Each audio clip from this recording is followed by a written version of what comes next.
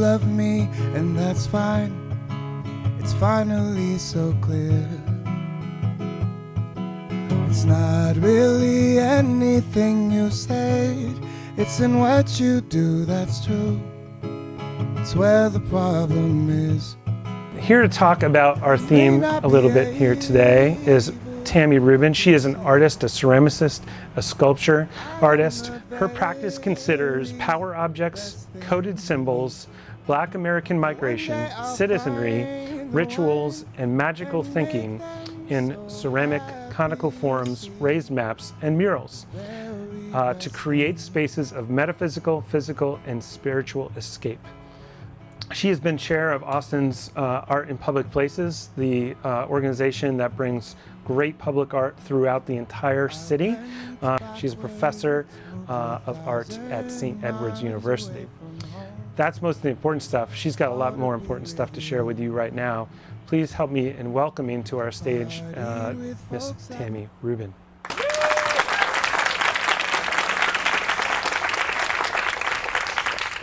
All right, good morning, everybody. Can you hear me okay? Yeah. Great, fantastic. So, I feel a little sprinkling, but we're just gonna power through, okay.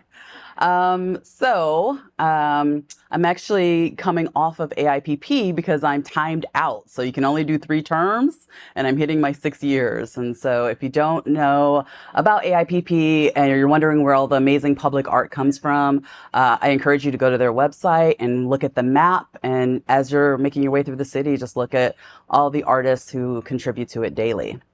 So I'm here to talk about endurance. And when I first thought about this, the phrase that I bandy around and friends bandy around is this idea of like, I want to live, not just survive, right? I want to make sure that the thing that I'm invested in is sustainable, right? So that I can endure. And I want to think about the idea of endurance and not enduring. Because when I think about enduring, it's about overcoming. It's about overcoming adversity. It's about like suffering. It's about tolerating, abiding, bearing. And where I am in my life, I'm thinking about how to endure and sustain an artistic career and an academic career over a long term. So right now I'm looking at seniors and thinking about seniors and the things that they can tell me, what I can learn from them about how to do this, right? And so this idea of being enduring, going through for a long period of time, keeping that stamina, making sure that you can keep going on this kind of journey. And so as I was looking up like enduring, which is kind of like a common thing, you know, there's this old English definition of enduring as making hard. And I was like, I do not want to be making hard. So as a Black woman, I already get that perception. I do not need that perception. What I'm thinking about is this idea of how to sustain. And when I think about sustaining, I think about how I got here at this point as an artist, and then where am I going moving forward? So I began college not thinking that I was going to be an artist. That seems, as a first generation, that seems fanciful, like a fantasy, like does not seem like something that was applied to me.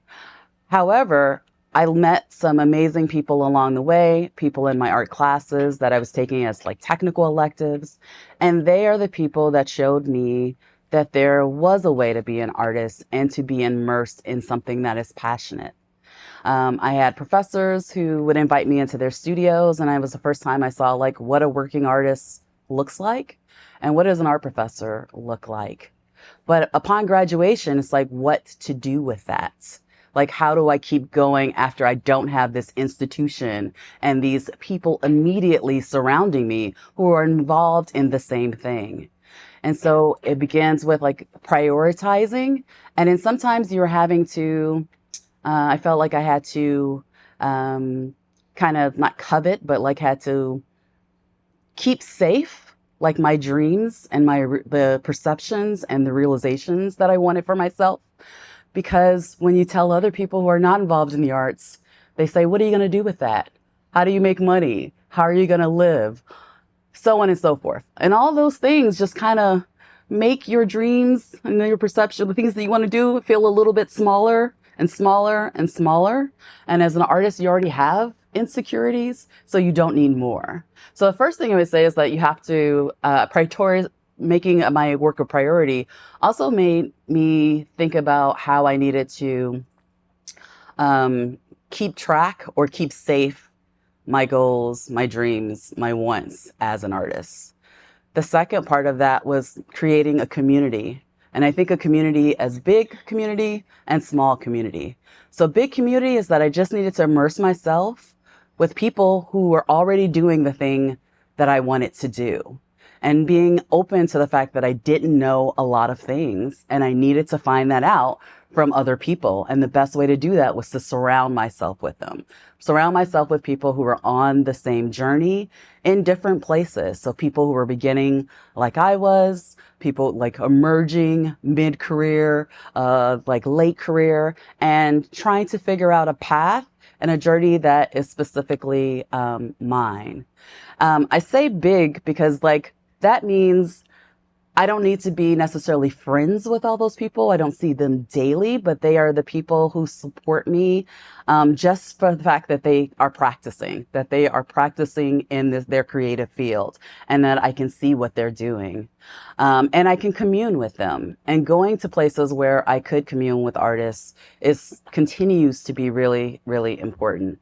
Going to gallery openings, going to lectures, going to museum openings, places where I can talk with artists and about what they're doing. A place where I feel fortified, a place where I can exchange information, and a place where I know I don't have to over-explain myself about what I'm doing. It's really, really, really important. And then I say small scale community, because those are the people who are your intimates.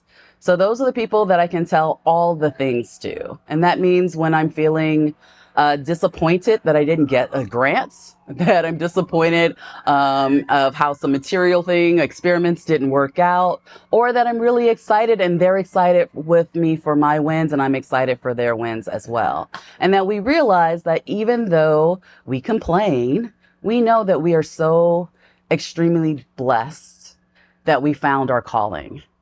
And that is something never to take for granted, because there are people who never find the thing that they're supposed to be doing just because maybe they just weren't exposed to it, or because they listened to all those other things on the outside that said, like, this isn't practical, right?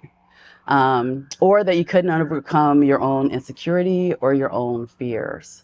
So community, big community, small community, I feel like is the way that I kind of sustain myself. Collaboration is another. And so, as Ben was saying, I'm a panelist for AIPP, or the chair for AIPP, and I'm coming off of that. But I also collaborate with various artists in work and then in projects. And I do that through a collective called ICOSA, which is at Canopy on Springdale. And it's a collective of 20 artists. And through that, I've been able to curate some amazing shows. And so this idea of like my practice, my individual practice, is not just me creating my own work and thinking about myself and my own opportunities, but it's thinking about like, how can I expand to other people? Like, what can I provide for other people? I've never found that giving, like all the giving that I give, like I always feel like it comes back to me. And that's like not the goal, but I just know that like there's no reason to be hoarding opportunities or advice or information. And there's no reason for me to think that someone else got something that I'm at a deficit for that. That's not how it works. It's a continual cycle. And so me giving back feeds me as well. And I want all the artists I know and artists I don't know, I want them to succeed. I want to make sure that there's an increasingly hard place in Austin for artists to be. I want to make sure that they're still here, right? And if there's anything that I can add or offer or give, I want to do that because people have done it for me. Another way that I collaborate is through a group called Black Mountain Project. So it's two other artists, Adrienne Aguilera and Behedlham McConan, and we are three artists who have come together at various times to do projects and projects like we curate exhibitions. We've had talks, specifically a talk about the arts and artists who are dealing with mental illness and depression and anxiety, because in the art world, one of the ways that you kind of exchange information is being very kind of public and going to lots of events. And it's hard to do that if you can't get out of bed.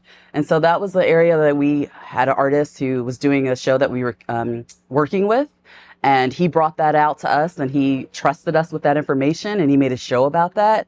And it was like, we looked at each other and said, oh, we never even thought about that. Like, like how many other artists are dealing with something like that? And so having that events and that discussion and thinking about these ways that I could, if I was doing any kind of like programming, make that a consideration to be more accessible, to make like these things more accessible was really, really eye-opening. And I couldn't do that if I wasn't collaborating with others. So finding these venues or going down these alleyways that maybe I wouldn't normally do because I'm sitting in my studio by myself. So collaboration is a big part of that for me as well. Also, what I want to say about kind of giving is to exchange information in like an honest way. I feel like, if you go to my social media, I'm sure like a lot of people, everything seems great. Everything seems perfect, right? Like I get everything that I apply to, nothing bad ever happens, right? It's all fantastic all the time.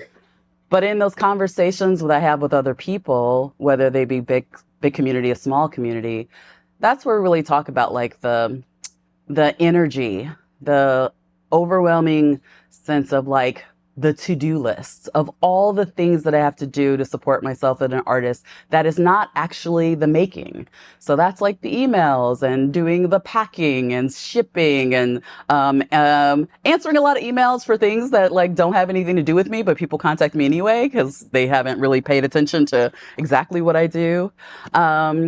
And it's the feeling like when you get to an exhibition and maybe you feel very supported. And sometimes I've gotten to places in the past where I've gone to an exhibition and they didn't quite realize that I was a sculptor. So they were going to need to have a place to put my boxes or they were going to need to have a dolly.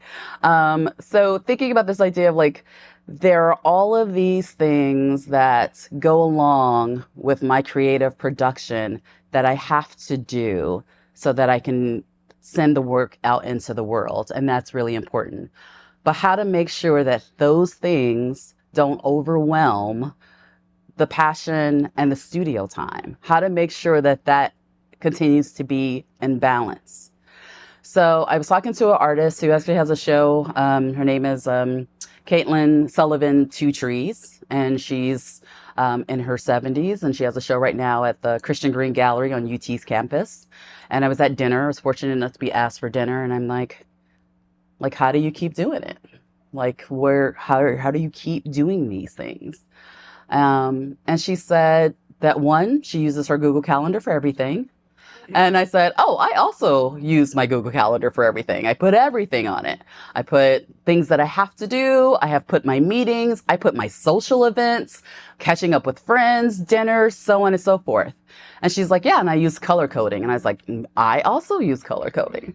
And then she says, yes. And so yellow is my art practice. Yellow is when I'm in the studio. And if I see that yellow is less than all the other colors, then I start saying no to things or I start editing. And she blew my mind because I put everything on my calendar except my studio hours. Because I think that is so innate, right? Like I'm going to always be in my studio. But this idea of having a place where I can visually see where all the time goes, including the studio time, was kind of a revelation to me. Because that's not the thing that I have on there. One thing that I did appreciate about her, the way that she talked about her work as well, is that she wants to be present instead of just doing a lot of things. And I know earlier as an artist, I was doing a lot of things, but I wasn't present. And so now when I have exhibitions, I'm in a conversation, I'm doing a lecture, like here with you guys, a talk with you. I want to be present in this moment. I don't want to be thinking what I'm doing an hour from now or 2 months from now. I want to savor the time, right? Even when the time is just seems like labor. I want to savor it and not think that it's infinite, because it's not. Time isn't infinite, right? And so it really resonated with me, this idea of staying present. So my time is coming to an end. I could keep talking, but I would say nurturing your community is really, really important. And if you find that you're in a place where a lot of your community is not doing what you're doing actively, supporting what you want to do, it doesn't support your beliefs or your goals, then you need to expand your community, your big scale community. If you find that your small scale community is also not doing those things, you need to expand that as well. I couldn't continue to be an artist coming from my background, which I'm not going to get into, without community. It just wouldn't have happened. I needed people. And I'm going to end with that. So, yes. Survival is inefficient. It is not sufficient. All right.